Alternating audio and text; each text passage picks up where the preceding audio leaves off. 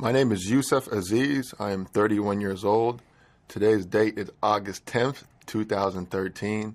We are in Atlanta, Georgia, and I'm sitting here with James Ruiz, who I am his coach and mentor and friend too.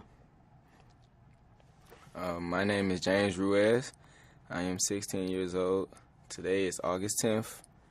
We are in Atlanta, Georgia, and I am sitting across from my trainer, friend, and mentor, Yusef.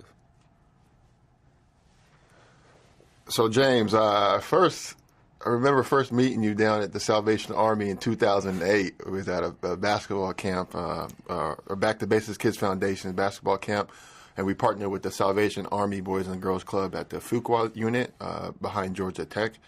And we conducted a summer basketball camp for inner city youth, ages 7 to 18.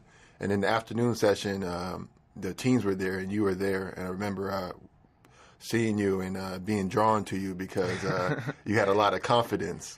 So I remember, you having a big smile. But, I remember also that you were very talented as well. That's one thing that drew me towards you. Also, our coach, John Miller, we both have several conversations about you and say, hey, this guy has some talent and he could potentially be something special. But tell me a little bit more about your background prior to when I met you, like your childhood, where you grew up and how you grew up, and if you have any older siblings and stuff like that. Well, I grew up in Riverdale, Georgia. I have an older brother. He's 20. And my childhood was pretty good. My mom raised me right, taught me right from wrong, went to school pretty good, played sports, kept me out of trouble. My childhood was pretty good. Cool. And what type of sports did you play when you were younger? I played all of them: baseball, basketball, football, soccer, tennis. I even tried hockey. I was about to say anything with a ball, but then a puck is far from a ball. But yeah, that's cool. And so now you're 16, and have you kind of filtered out what sports you've been wanting to play, or are some of them not as interesting to you as before? Well, since I'm getting older, I can't play a variety of sports. I had to slim it down to a couple. Right now I'm playing basketball and baseball, and I might run track next year. Okay, that's cool.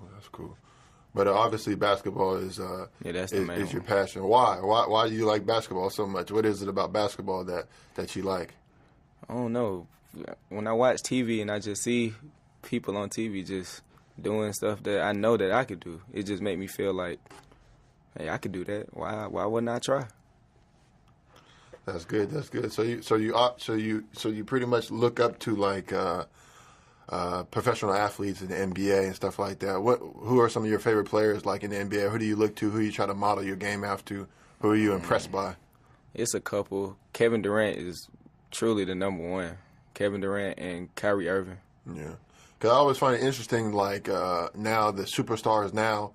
When I was growing up with some of them as well. When I was playing when I went to high school in the late 90s, some of those players who I was playing high school with, AAU basketball, they're now like the NBA, superstars and stuff like that. So it's funny to see them, growing up, we were watching Allen Iverson and Ray Allen and, Kobe Bryant and Shaquille O'Neal and stuff like that. But, now they were watching them and then, they kind of surpassed them, as teammates and as opponents and stuff like that. So it's interesting to see the timeline of it. Here you are, you're looking up to Kevin Durant, but maybe one day, God willing, that you might be actually competing against him. Your idol, so to speak.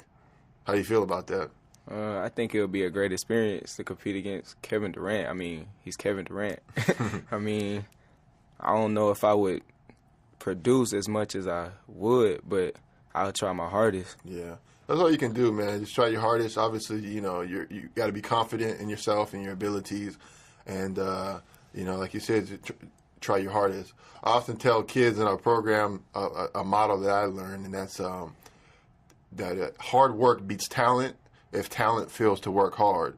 So what does that mean? That means that even if somebody is more talented than you, if they have better skill potential, they might be taller, faster or stronger. Still, you can compete against them and be competitive by just trying to have motivation and drive and outworking them. Saying, a shot goes up, I might be smaller than you, but I'm gonna get that rebound. That's how Dennis Rodman. Dennis Rodman was one of the greatest rebounders of all time, but he was only 6'7", 6'8".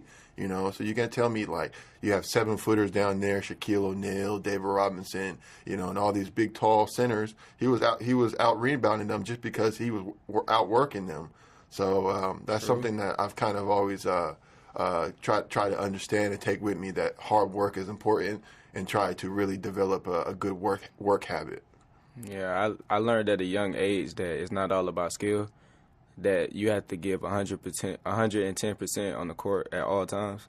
Like, I learned that I'm probably not the best player or the tallest or the fastest, but when my coach put me in the game, when I get on the court, I know I'm going to give it my all regardless. That's important, man. See, now if you have talent and you really work hard, then that's when you become something special. So if you can combine the two, like Kobe Bryant, LeBron James, they have talent, but then they also work extremely hard in off seasons, during the season, perfecting their craft and becoming the best player that they could possibly can.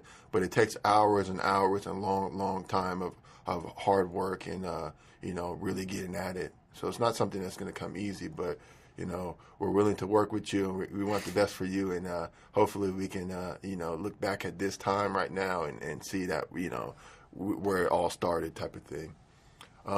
With that being said, just tell me more about like where you are currently. We talked about a little bit about your upbringing and your past and stuff like that. I want to know where you are currently, and how's life as going to high school as a 16-year-old, in 2013 in Riverdale, Georgia. What's going on? What are you guys experiencing? How is it to play on the team? How is it to go to classroom?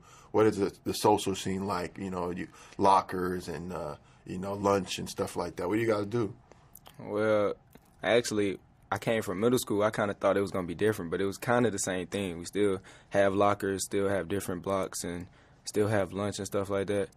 And I think like it was good. Like playing for the team that I played for, it was pretty good. It wasn't as bad as everybody said it was going to be, because a lot of people was telling me not to go to Drew. They was like, don't go to Drew, go to Riverdale or go to North Clayton. But I was like, nah, I want to go to Drew, because I thought that was the best fit for me, socially, mentally, and physically. Yeah. So what about like day-to-day life? Do you guys in the hallway, you guys flirting with girls, or you guys I remember we used to be pencil fighting in the corner where we have pencil fights and we hold the pencils and we try to see who's the best, who can break the most pencils and stuff like that. Oh, we do that. We call it spooning. Spooning. Yeah, we use spoons and hit it on spoon until it break. Whoever spoon break first lose. Plastic spoon. Yeah. Oh, okay. Yeah, I remember when I was in high school one time, I got caught pencil fighting in art class, and the teacher took the pencil and she put a photocopy of it, and she made a Xerox copy. And she put Yusef Aziz got caught on this date, and then turned it into the principal, and I was caught. Yeah, she had all the evidence. So so what about lunch? What you guys do at lunch? I remember when I was in school, we used to like play a lot during school break, like lunch break. We'd go eat really quick for like 10 minutes. Our lunch was like 35 minutes or something. So I remember going and then playing like 3-on-3 or 21, and then the bell would ring. You have to go get your backpack. You're all sweaty, and you go to the class. Back of the class, all sweaty and stuff. What do you do at lunch? We had different periods and stuff. Like, if you had first lunch, you had to go to lunch and then go back to your class. But most of the time, I had fourth lunch, and I had PE. So I'll play basketball before I went to lunch. And some people, like the seniors and stuff, they can leave the school and go to, like, Burger King or McDonald's to get something to eat or something. But, so, juniors and seniors or only seniors? Only seniors. Only seniors can go off campus. Okay. Well, that's understandable, man. You guys get off campus, never know what you guys would do. Probably won't come back. Yeah, I know, right? So what about like the subjects and your teachers and the classrooms and stuff like that? What are you interested in? What do you find that you're more attractive to? And what do you think that is more of a challenge to you, like a subject? I don't know. I know when I was in school, math was always something that I kind of dread because, it just went on forever. Like once you get something, then it's like, okay, today we're going to learn this formula. I'm like, why we got to learn this formula for? Well, math has been like my easiest subject since like 3rd grade. I don't know how, but I can just calculate at problems like in my head. I don't know how. But biology was probably the toughest one because I don't even understand what we have to learn about biology for. It's not going to benefit us in life, but that was probably the toughest subject. Yeah.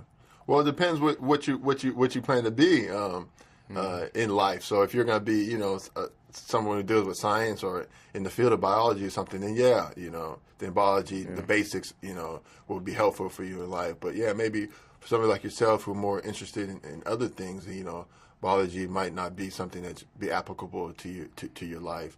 So what about more? I want to know more about the school. What about girls and stuff like that? What are you guys doing text messaging and Facebook and stuff? It seems like nowadays, I know with my son, it's like, I remember when he was like 7, he was just, I had a BlackBerry and he can just pick up the BlackBerry and just go and get online and YouTube and find out this and I'm like, wow, it's like technology has really advanced and you guys are like growing up in it, that's saturated in it, and the older generations is kind of like still learning, everything, but you guys have all the apps and all the latest gadgets and widgets and stuff like that. So how does that implement into your life? It kind of does. It kind of helps me because I get to meet new people, like when I'm online and stuff like that.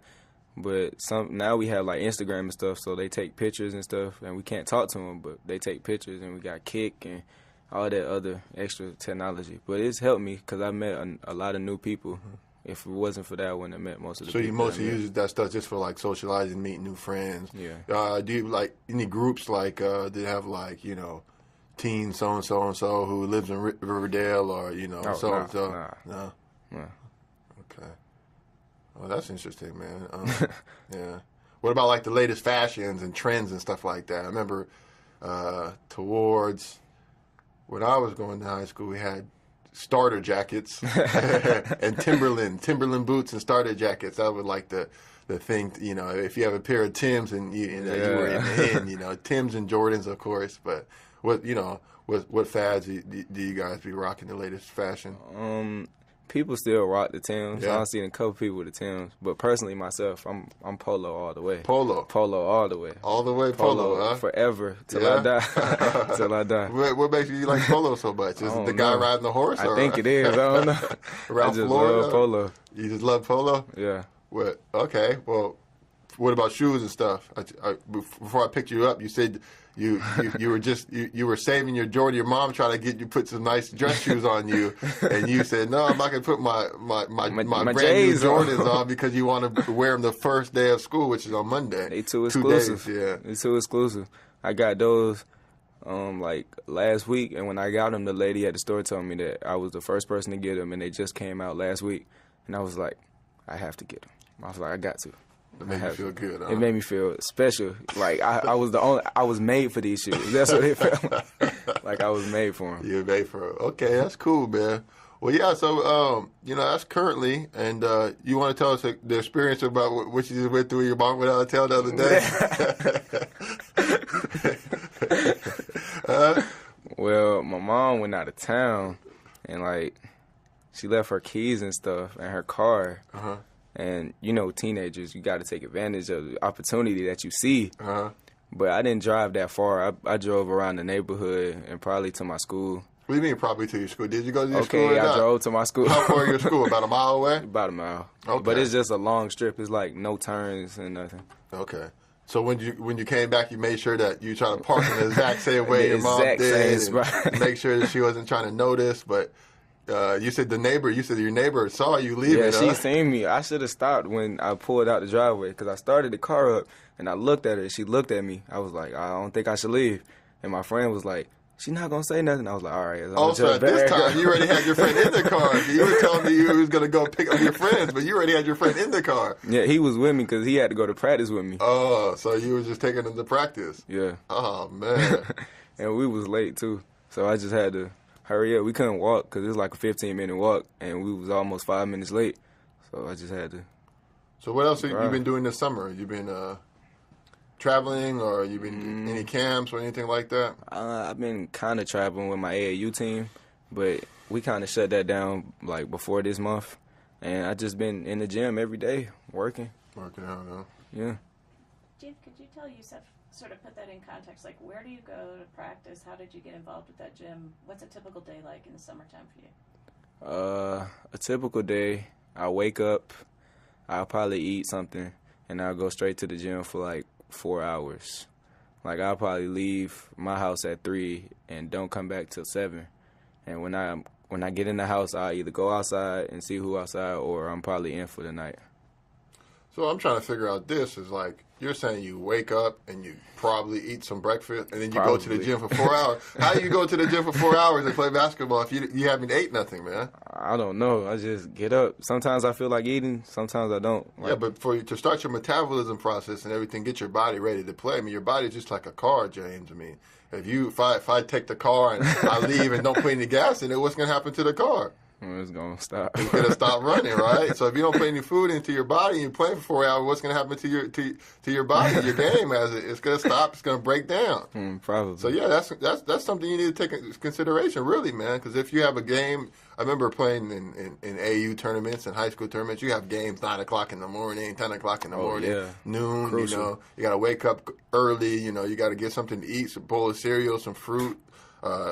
You know, some eggs or something, some kind of breakfast in you, man, just to get you going. You know, whether it's just an apple or a banana or whatever, I don't know what you like, some juice, or, you know, it's something, man. You got to put something in your body just to start your body going, you know, because your body takes all those nutrients and stuff that you put in, and it really uses it and burns it. But if you don't have it, you know, it's going to be difficult for you to play for extended periods like that. Yeah, I know what you mean with the AAU at 9 in the morning. One time, I had to spend a night at the YMCA for this church retreat, and we had to stay up all night. Like, they wouldn't let us go to sleep, and we had to leave at 7 in the morning, but I had a game at 8 in the morning. So I stayed up all night. My mom came and got me at 7. I went home, took a nap for 2 minutes, woke up, and had to go straight to the game. Played so tired. Like, my eyes were so red, like I couldn't open my eyes. Like, the AAU is you got to be fully dedicated to that. Yeah. Fully dedicated. And y'all keep saying AAU. Could you spell that out and say what that means? Yeah, AAU is the Amateur Athletic Union. It's the governing body of youth sports.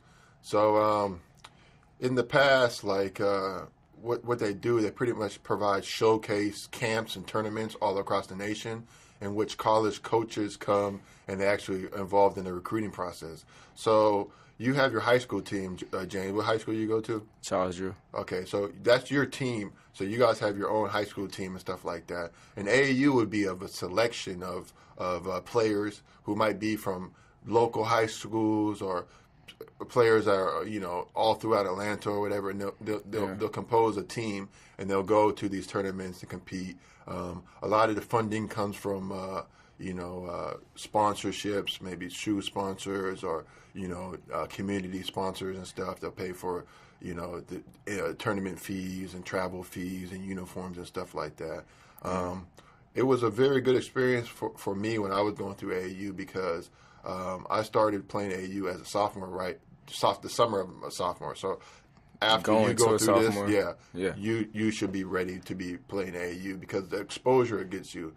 You know, our thing, I think still now to this day, in 2013, that the biggest AAU tournaments in Las Vegas, they call it the Big Time Tournament. Yeah, I know what you're talking about. Yeah, so I think there for like 2.5 weeks, over 250 teams from across the nation, all the way from Florida to Washington State, California, New York, Chicago, Houston. All these teams come and represent their cities and teams in Las Vegas. And also all these college coaches are coming too. So you have pretty much every conference represented, the Pac-10, the SEC, ACC, Big 12, Big East. All these colleges are coming. Even their head coaches. I remember, you know, that was one thing that was really surprising. You go to maybe like the big games where they'd be like the heavy recruited, you know, players there. And they would have the real coaches that you see on TV because the coach wants to make an impression. You know, he could send his assistant coach out there or one of his third assistant to say, okay, it's got this guy. But when it's a player that they really, really, really, really want you to sign, the head coach is going to come watch the game and then talk to the kid afterwards and say, and for a kid's perspective, you see Coach K on TV at, coaching at Duke, or you see Roy Williams or Calipari or something like that, and you see them, then you see them coming to your game. It's like, wow, this thing is real. I don't know what I would do if I seen Coach K. Yeah, I really don't know what I would do. Yeah. So but next summer you should try to get involved into AAU program, AAU team that give you more exposure, so you can go to these camps and get in front of these coaches. So, that's the primary reason that we kind of had this conversation today was to kind of provide an outline of what your future is going to look like. So part of it's going to be, like I said, when we compile a list of colleges that you want to attend, part of this compilation is going to be that you can attend without being able to play there as well.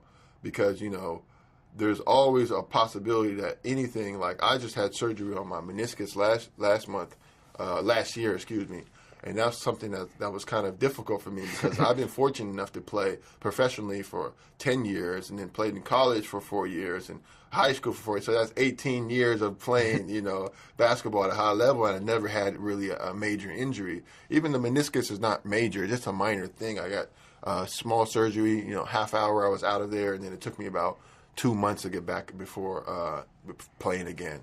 But, this is something as athletes that we always are susceptible to, because at any given time, bam, something could happen. You could, it'd be difficult to get playing again. So we have to look at it from what college you can go to also, in addition to playing. But our goal is to get you a collegiate scholarship. Yeah. What kind of schools are you interested? I know we had previous conversations about some colleges, but if you could pick like 5 schools that you see based on, maybe their style, their program, their coaching, where the school is, I know a lot of people like to go down to University of Miami because, you got the great weather there. But, some people, like to go far away from home. Some people like to stay home to be closer to their parents. What could you see yourself? What 5 schools, colleges are going to be at the top of the list when we compile it? I know Kentucky is number 1. Mm-hmm. That's like the number 1 school I've always wanted to go to. Mm-hmm. Kentucky, Duke, Miami, probably UGA, and I don't have a 5th school. I just got 4 right now. Okay. Like we talked about on lunch previously too when you come here, it's scholarships at Kentucky, scholarships at Duke, they're it's really competitive. It's really stiff in order to get that. I mean, you're talking about some of the best high school athletes in the whole entire nation. You're talking about the pool, the talent pool is very large, as now high school basketball has become heavily marketed at a lower level, at younger ages. So now you hear about, so-and-so in Cincinnati, Ohio is the best 5th grader in the nation, and he's going to be, going to go to the NBA as soon as he gets a freshman in high school. It's like, wait a minute, man, this guy's just like, 11 years old, So, but that's something that we're going to have to take in consideration. And what position do you play? I alternate from the 1 and the 2.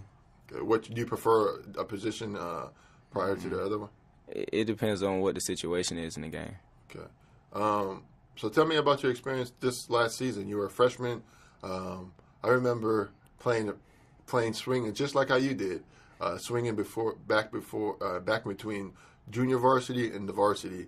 And I was a freshman. I was kind of skinny and tall and lengthy, kind of uncoordinated and stuff. But the coach obviously seen I had some talent, so he threw me in a couple of varsity games, and it was good for my experience because I'm only a freshman. I didn't have a lot of expectation. Players, people in the stands and stuff say, okay, yeah, this kid had potential. But they could understand why I would, maybe make mistakes and stuff like that. So talk about your experiences. Like, was that something that you happened to you? And what was it you preferred?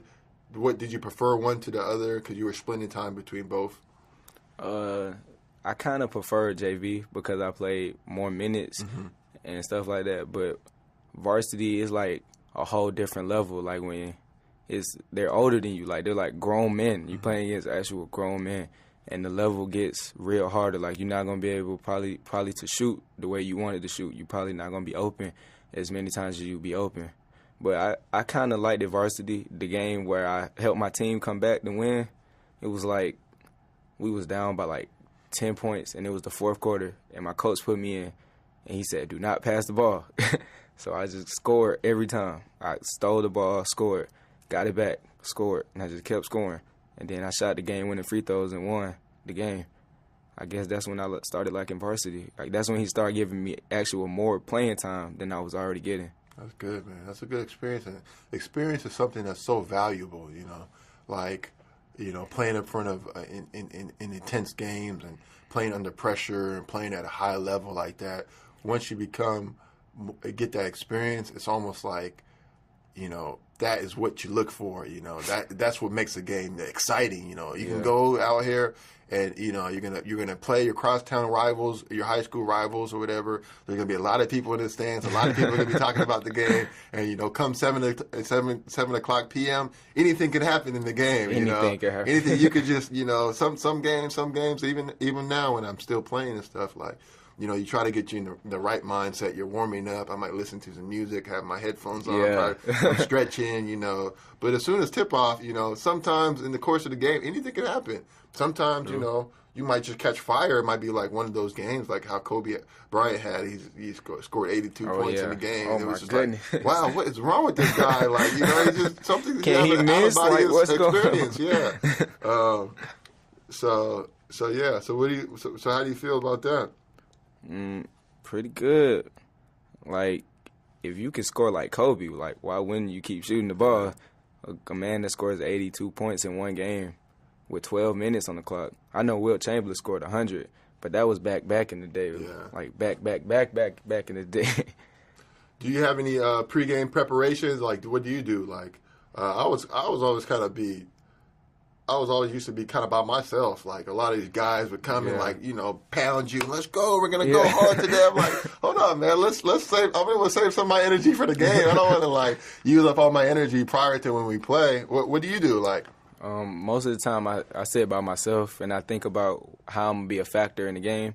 And I always listen to this one song before every game. It's by Lil Wayne. It's called Kobe Bryant. Oh, okay. I listen to that song for every game, and I just replace my name when he say Kobe Bryant name. With James. Yeah, when he say Kobe Bryant, shoot for the three, I just be like, all right, just replace that and put my name. And it made me feel like I could do that. Yeah, it gets you ready, gets you it prepared. get me pumped. Yeah. That's cool, man. Yeah, a lot of those guys in the NBA, they have like pregame rituals. I know Ray Allen, every game for his whole NBA career, he always goes prior, like 2 hours prior to when they're supposed to be at the gym. You know, NBA athletes, there's so much stuff that's going on behind the scenes. You know, you have shoot around practices. You have to go see the trainer. You have to go, you know, get your sleep, get your this, that. You know, and so he always found time to go to 2 hours before the game, and he always used to start out with shooting free throws. And shoot like 25 free throws, and they all have to be inside without touching any part of the rim. So that's something that he gets his feel from. So as long as he does that, you know, he feels he's in rhythm and he's prepared for the game and stuff like that. So that's pretty cool. That's why he's like one of the best free shooters, throw, best free throw shooters in the game. Yeah, like 91%. Did you watch the NBA Finals this year? Miami Heat, San Antonio Spurs. They cheated. They cheated. Who cheated? The referees. The referees? I think they cheated. Were you a Spurs fan or you were just a Miami hater? Nah, my team didn't even make it. I was with OKC. OKC. Yeah. Oh, that's right, because you said you like Kevin Durant. Yeah. But I thought the Heat was going to win because they was, like, more athletic and younger. And the Spurs, they just was mentally smarter. But the Game 6, they really did cheat it. They really did. But Ray Allen hit the clutch 3. Yeah, you think the referees were biased, huh? I think they were. Okay. Because Ginobili got fouled on that last play. Oh, the last play. I think he got fouled. Yeah. Possibly. But he traveled before he got fouled. But I see why they didn't call it. Yeah, so they just left it uncalled. Okay, that's interesting. So, If you'd share what you think about that. Yeah, I was just about to ask you that. Yeah, it was interesting for me. I felt that Miami was going to win.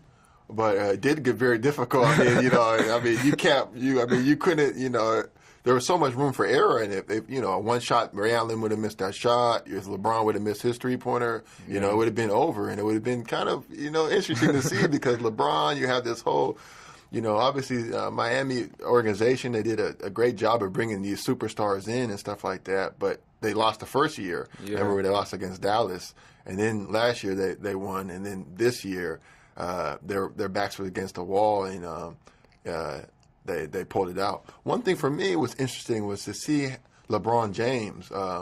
You know, this was something I wanted to talk to you about. Is about the ability to play under pressure. You know, some people it's something. It's a unique skill. And you look at like the best in pretty much all sports.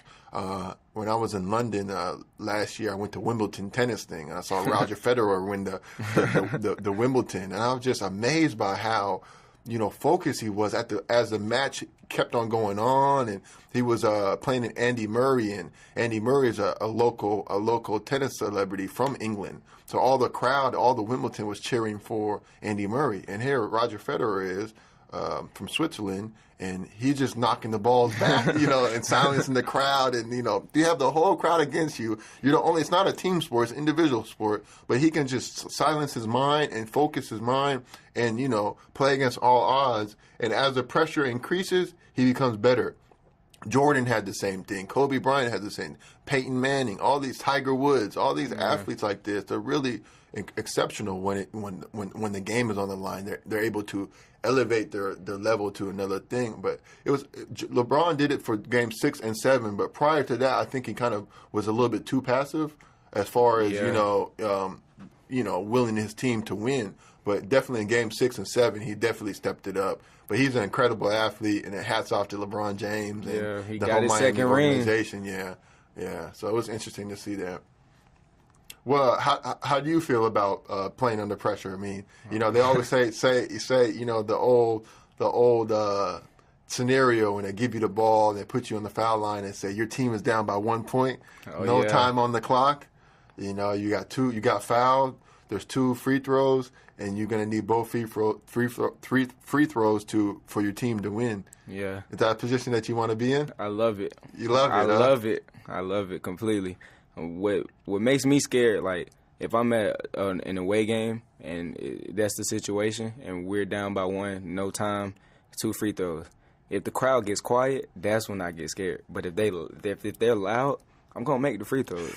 Like I would laugh while they're loud because I just love the noise. Like it doesn't bother me. But when you quiet and all eyes are on me, that's what makes me nervous. Like everybody's watching me. What am I gonna do? Am I gonna miss or am I gonna make it? Yeah. And James, what does go through your mind at that time? What are the thoughts like, and how do you move it forward? In my mind, sometimes I think I say to myself, "Self, if you make this shot, you Kobe Bryant, or you Michael Jordan. You're one of the greatest. But if you miss, you're just gonna be another person that someone talks about, saying, "Oh, he missed that free throw that day. He lost the game for us." But if you make it, people will talk about you. People will talk about that game, or it won't just be a one talk about thing. Like it'll go on for like weeks or months. So can I ask a follow-up question about that? How come that doesn't?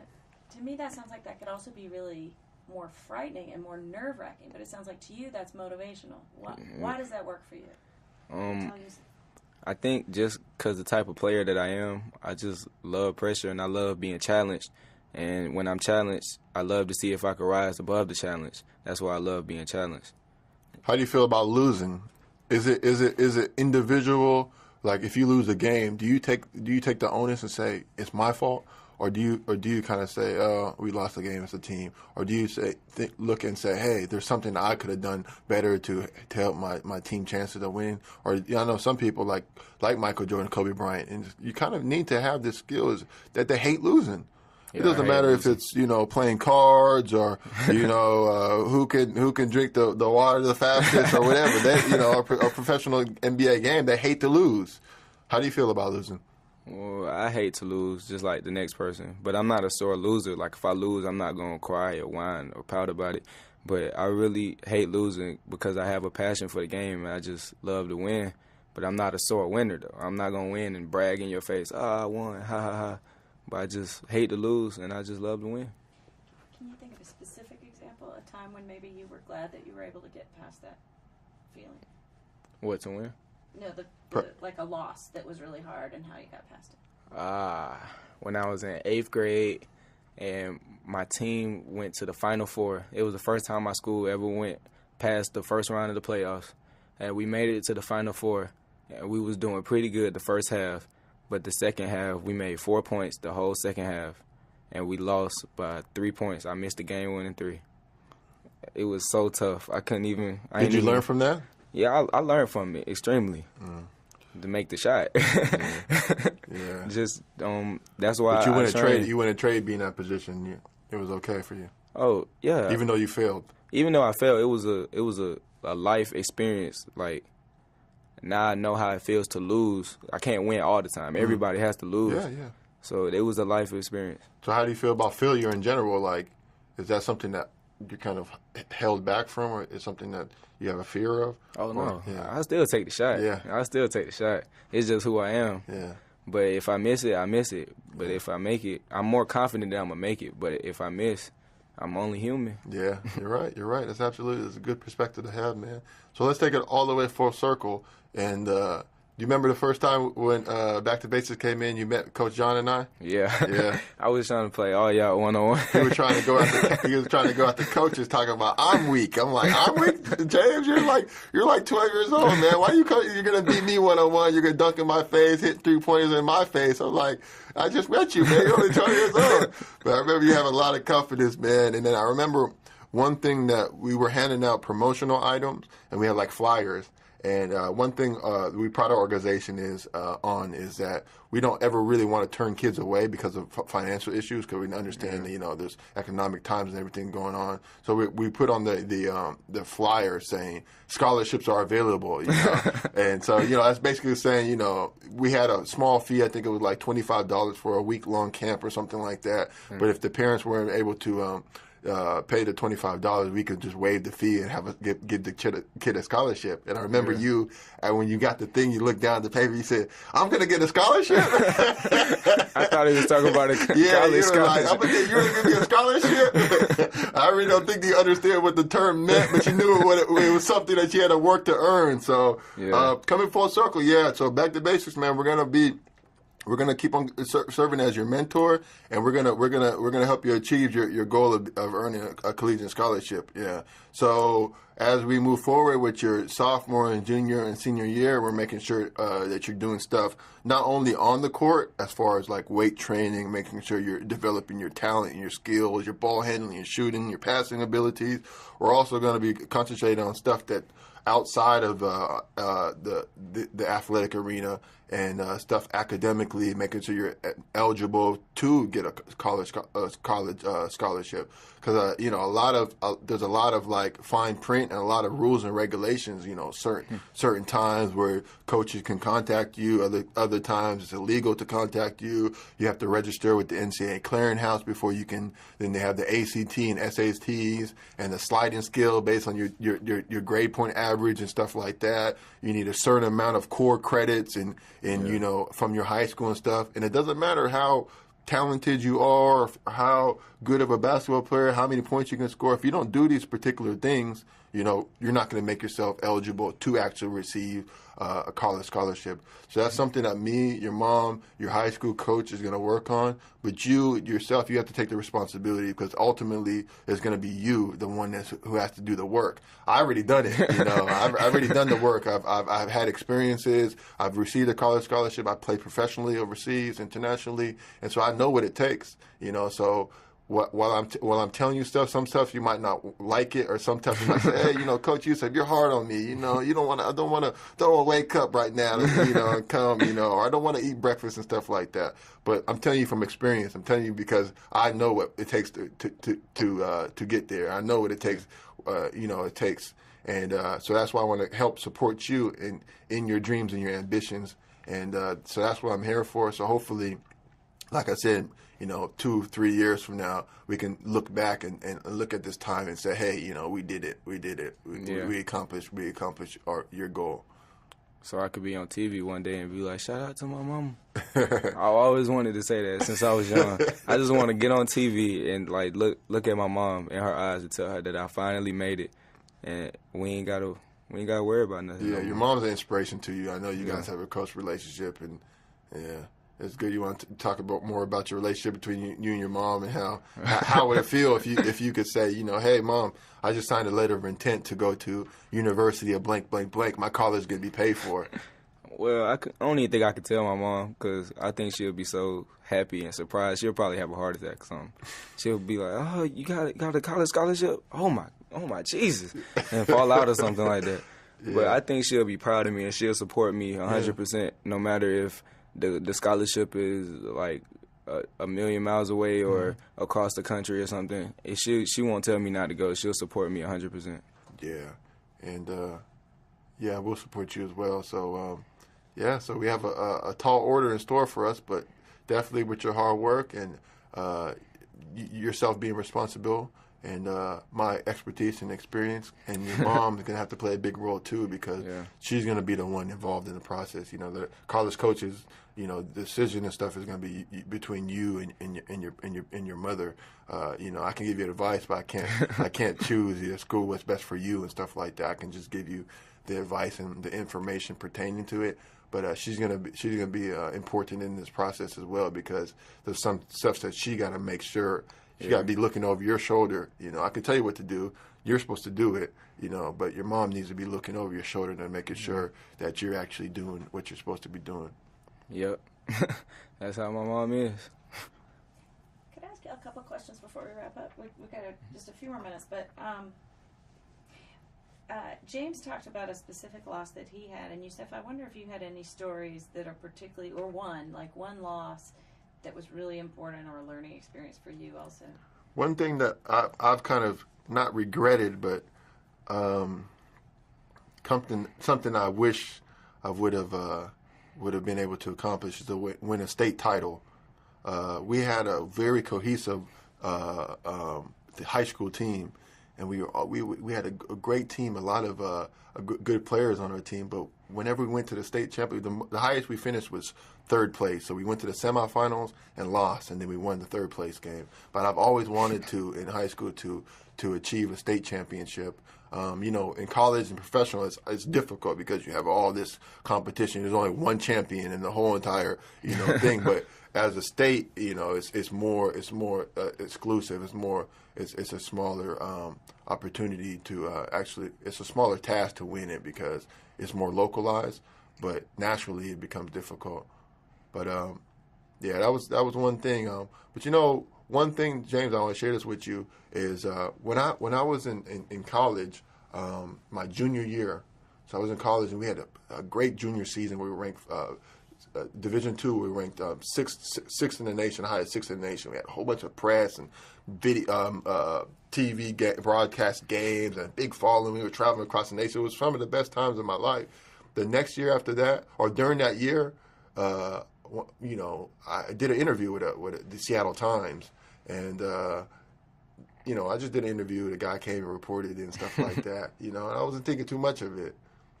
It was 3 days later, somebody called me. My mom called me. She said, "Your article was great." I said, "What?" So I looked on it. I opened the paper. I was on the front page of the sports section. A big old picture of thing that had a big old article about everything of my life and everything like this. And I was like, wow.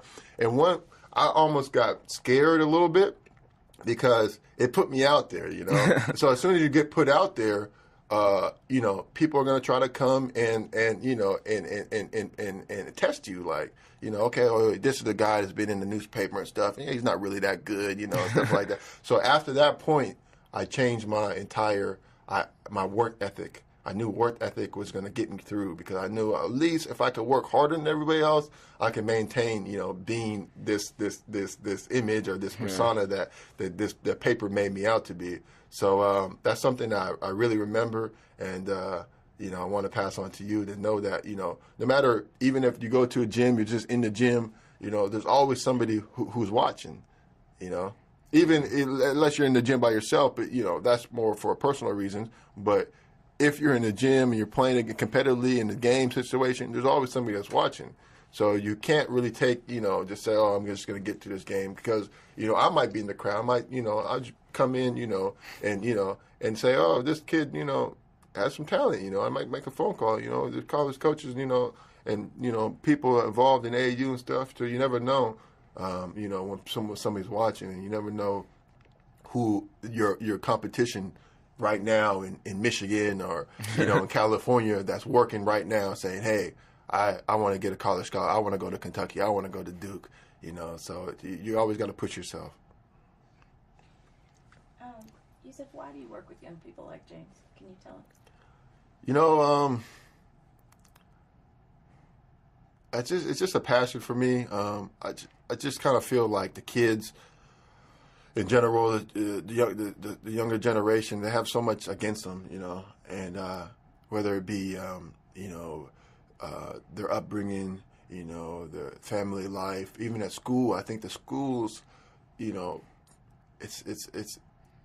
all comes down to funding and resources and stuff like that. And I think that a lot of times in the inner city that, those fundings and resources are limited.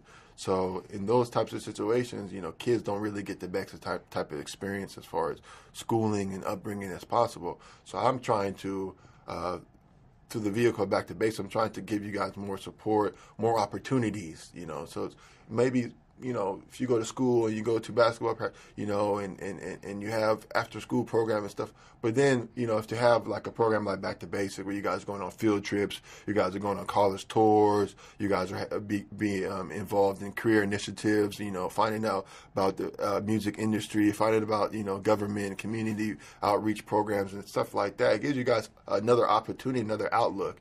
And I've been fortunate, I've been fortunate enough to play, I've lived pretty much a dream. I mean, I get paid to play basketball. I got paid to play basketball and travel. So it's just my way of giving back.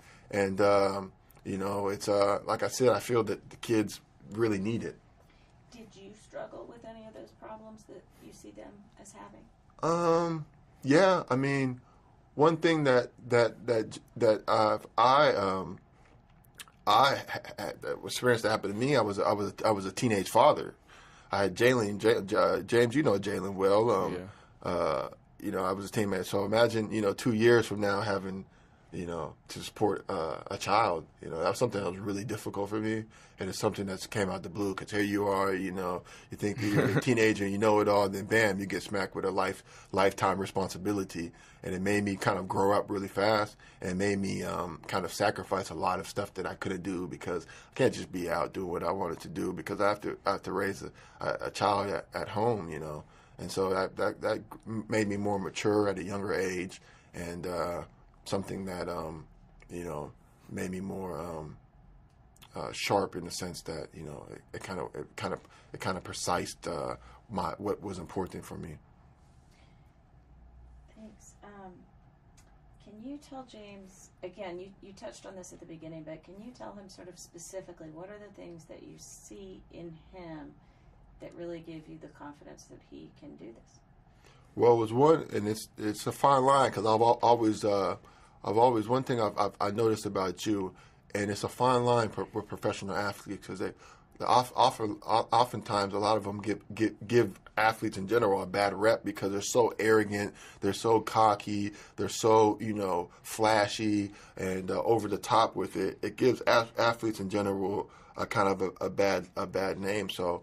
You're a professional athlete, but you're not just an athlete. You're a professional. So you have to carry yourself off the playing field and on the playing field in the right proper conduct. You represent your organization. You're an employee of an organization. You can't just go around, doing all this crazy stuff to getting arrested like these NFL players, and it's just all this crazy stuff that's going on that they don't understand, or they don't take heed to the fact that kids are looking up to them and stuff like that. So it's just you had confidence, and confidence, you have to have confidence, and it's very important. You can't be out there not confident. And you have confidence there. I remember you saying to me, you said, I'm the best. You used to say that to me all the time. I remember that. I'm the best. I'm the best. I'm like, what do you mean you're the best? I'm the best. I'm better than Jordan. I'm better than Thing. Like, well, you're only 12 years old, 13 years old. How can you be the best? But you had confidence. You had inner confidence, and that's something that it's you can't really teach. I can't teach everybody. Everybody's gonna have that differently. But it's gonna take confidence for you to excel. It's gonna, like you said, not everybody. If I ask them and say if the clock is off on the if the game is over and the clock is off and you're at the line for 2 free throws, your team needs 2 points for them to win, can you step up and do that? A lot of people don't have the confidence to say that. They say, hey, no, I'll pass the ball to the superstar. I'll pass the ball to James. Let him handle that. I don't want to handle that because you have the confidence. And so that is what you need. That's what those guys have in order to be successful. But there's also a fine line. You can't be overconfident where you underestimate your opponent, or you cannot be overconfident where you come across as arrogant. Some of these guys like Terrell Owens or Chad Johnson, these guys, or J.R. Smith, with all the tattoos, and it's kind of like you're a little bit too arrogant, man, And so that was something that really drew me towards you, the fact that you were confident, but you understood that you might say you're the best, but the only reason why you're saying you're the best because you want to have the confidence. You're not going to give the next person, the slightest advantage, saying that he's better than you. And I understood that, and so I didn't take it as, hey, this little kid's just running his mouth and he doesn't know what he's talking about. I said, no, he understands what he's talking about, but he's confident and he's ambitious. He's ambitious. My last question, James. You know the statistics, right? You know how many young men are out there trying to do what you're trying to do. So what can you tell Yusef, what is it that keeps you going? What keeps me going is I just have passion for the game, and my mom, I just want to just tell my mom she don't have to work no more, or I just want to take care of her and make sure that there's nothing wrong with anything or my family, me, my mom, and my brother, and my auntie and stuff. I just want to take care of them and let them know that it'll be all right, because once I make it, everything will be all right. And I know the statistics say that only 1 in a million can make it, but I feel like if I give it my all and my hard work and the dedication that I have to the game, I could probably be in that one. I could probably be that one. And if I'm not, I have to have a backup plan. My backup plan, I'm probably going to be a lawyer. I had to go to college for like 6 years. Yeah, law school, yeah. Yeah, but that's my plan. Yeah. So, yeah, I appreciate you having this conversation with you, man. And we're, like I said, myself and our organization is definitely going to support you. And hopefully, like I said, we look back at this time, man, and you can, you can have satisfaction of all the work that you put in and all the long hours in the gym and all the stuff that you and your family's been through. And you can look back at it and have some kind of closure as far as, saying, hey, I did that. And, nothing was given to you and that you worked for it. So we're going to support you, and we hope that